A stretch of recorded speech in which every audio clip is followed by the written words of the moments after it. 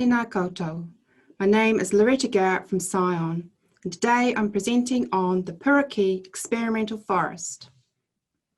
The outline of the talk will step through some history of Puruki, the legacy Puruki has made, some key findings, and what are the next steps for Puruki. Puruki Experimental Basin is located in the central North Island, just south of Rotorua, and is made up of 3 different land uses, of which Puruki is one.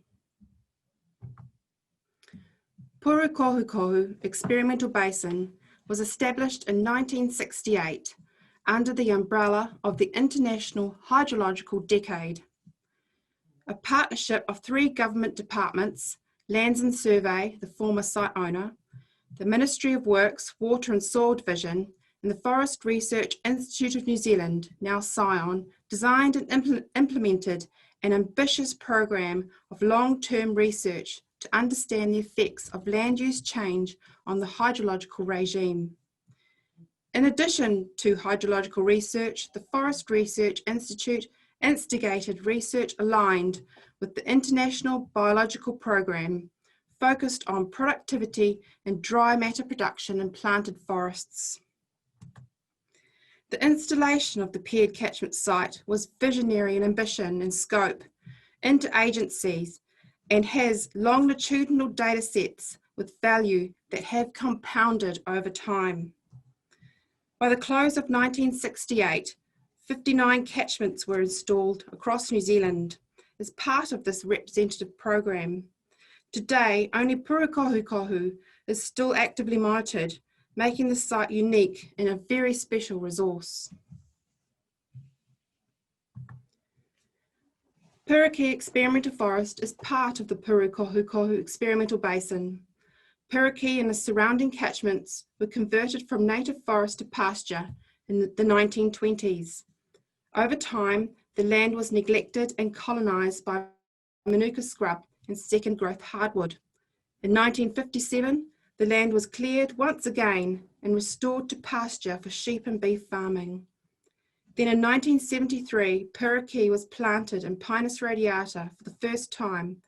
It has remained under pine forest to this day.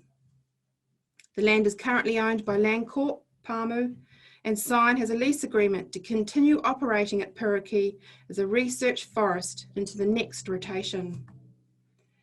Puruki Experimental Forest was established in response to a call by international organisations to establish long-term trials to monitor the impacts of change. Over half a century later, we need to monitor change and adapt to its challenges have never been greater.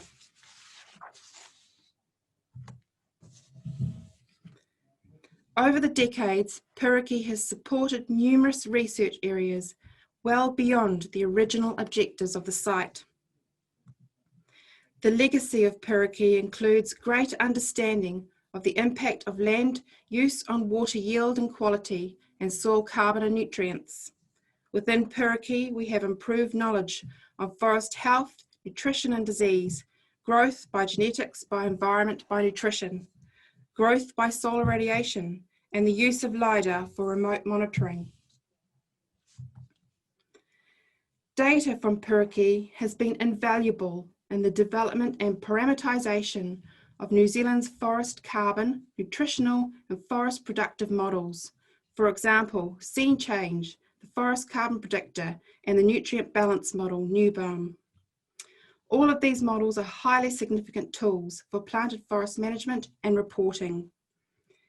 It has provided new knowledge on needle disease, nutrient limitations to growth, pine genetics by environment interactions, and data for hydrological modelling and water quality. All of this has been made possible by the infrastructure of the Puruki forest and the drive to keep the experimental forest active. One key infrastructure is the Met Tower, which was active during the first rotation with a CR7 logger system. This climate data has supported all research undertaken at the catchment. The Puruki water weir, located at the base of the catchment, has been a key infrastructure for Puruki, and in the first rotation, the paired land use comparisons allowed for questions around water quality and quantity to be addressed. This is one of the major outcomes from this paired experimental basin. The work showed how over a growing rotation, the annual water yield in the stream decreases compared to pasture land use. It also demonstrated that planted forests have the potential to supply water to downstream users during dry spring and summer months when compared to pasture land use. Plus, it is able to regulate storm flow in wet winter months compared to pasture, resulting in reduced peak flows and small floods as much as by 50%. Within Puruki, upper mid-crown yellowing, a magnesium-potassium nutrient deficiency was observed, and research was targeted towards tree nutrition.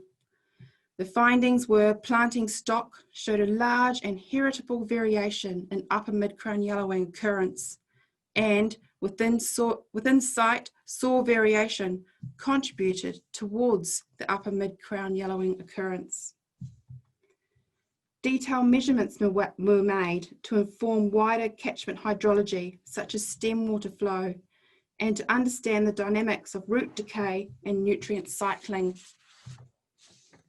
Over time, multiple tree biomasses have occurred, of which the data has underpinned the forest carbon predictor and the nutrient balance model.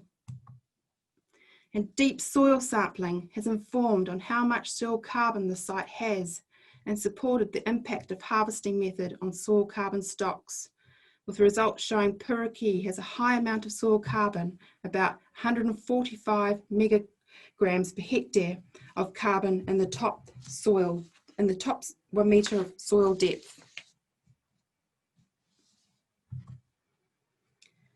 The experimental trial infrastructure currently at Puruki is made up of 3 key trials: phenotypic selection by upper mid-crown yellow tolerance, genetics by environment for upper mid-crown yellowing, and seed lot comparison in relation to solar radiation. These experimental plots were established using a range of genotypes from unimproved GF2 stock from Riverhead Forest, 400 genotypes made up of Puruki and Nelson clones of contrasting nutritional characteristics, a Puruki control seed lot made from GF7 stock from the first rotation at Puruki, selected specifically for tree health, and 2 commercially available genotypes, GF30 and a high density stock. Another legacy of Puruki is the installation of a national trial series at 14 sites, which is made up of clonal material planted at the second rotation Puruki forest.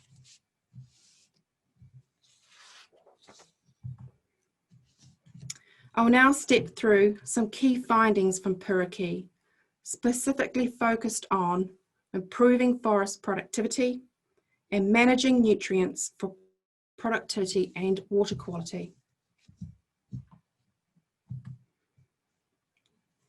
This figure shows the productivity of Puruki's first rotation.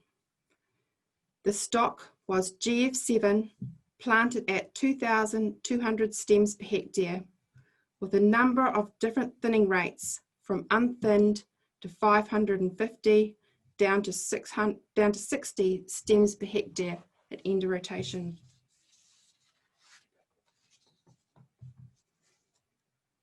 We now overlay the second rotation productivity for selected planting stock and compare it to the first.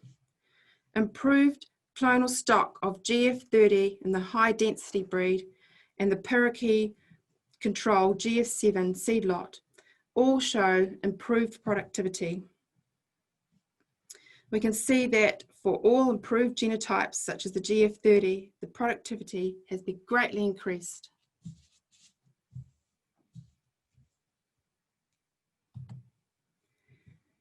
This table gives you some numbers. on the first and second rotation productivity between planting stock at age 20 years. With improved genotypes and higher stocking rates, Puruki had a 54% increase in productivity in the second rotation when compared to the first. This increase has come about through selecting superior genotypes and planting at high stocking on a high fertile site affected by nutritional problems and disease problems.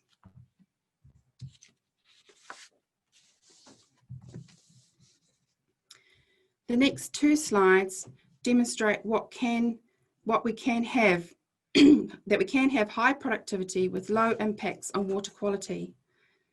This slide shows a nutrient balance model output of tree biomass and forest floor stocks over 2 rotations.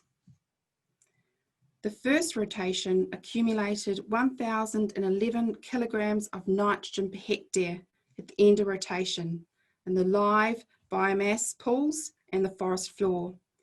This nitrogen was sourced entirely from the soil. In the second rotation, half the site was planted at 500 stems per hectare with no thinning. This management held a similar amount of nitrogen on site in that biomass pool. With the improved Puruki clone stock selected for tree health, the nitrogen accumulation increases by an additional 340 kilograms of nitrogen per hectare. And with planting a GF30 stock, a further 534 kilograms of nitrogen per hectare is accumulated in that second rotation. And this is what we saw reflected in that growth data as well. This demonstrates that with improved genotypes and higher growth, the demand for nutrients from the site will also be higher.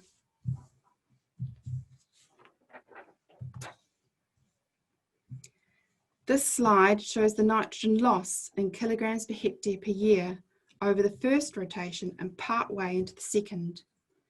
If we take the average nitrate loss across the first rotation, the value is less than 2 kilograms of nitrogen per hectare per year being lost to the stream.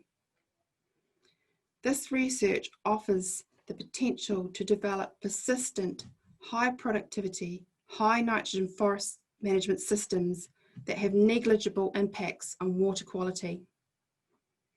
The water quality measurements have been reactivated and are starting to now monitor going into the end of the second rotation.